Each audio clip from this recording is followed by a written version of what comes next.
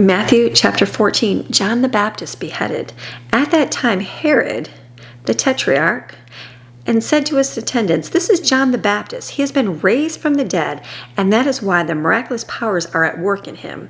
For Herod had arrested John and bound him and put him in prison at the fortress of Machaerus, east of the Jordan, to keep him away because of Herodias, the wife of his brother Philip. For John had said to him, "It is not lawful, morally right for you to have her living with you as your wife." Although Herod wished to have him put to death, he feared the people, for they regarded John as a prophet. But when Herod's birthday came, his niece Salome, the daughter of Herodias, danced immodestly before them and pleased and fascinated Herod, so much that he promised with an oath to give her whatever she asked. She, being coached by her mother, Herodias, said, "Give me here on a platter the head of John the Baptist." The king was distressed, but because of his oath and because of his dinner guest, he ordered it to be given to her. He sent and had John beheaded in the prison.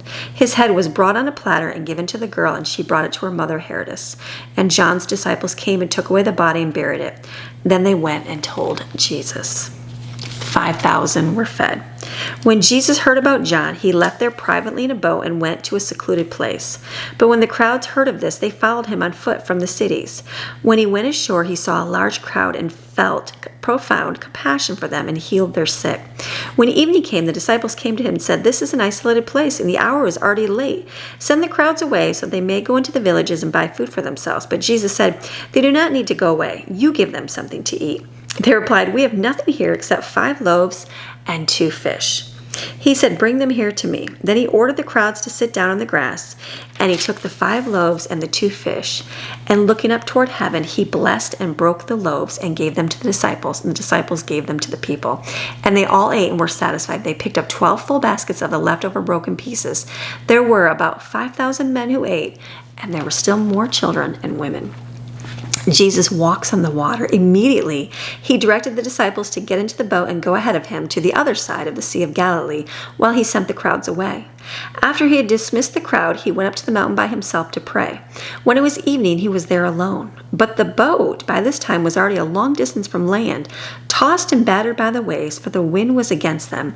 And in the 4th watch of the night, from 3 to 6 a.m., Jesus came to them walking on the sea. When the disciples saw him walking on the sea, they were terrified and said, "It is a ghost!" And they cried out in fear. But immediately he spoke to them, saying, "Take courage, it is I. Do not be afraid." Peter replied to him, "Lord, if it is really you, command me to come to you on the water." And he said, "Come." So Peter got out of the boat and walked on the water and came towards Jesus. But when he saw the effects of the wind, he was frightened, and he began to sink, and he cried out, "Lord, save me." Immediately Jesus extended his hand and caught him, saying to him, "Oh, you of little faith, why did you doubt?" And when they got into the boat, the wind ceased.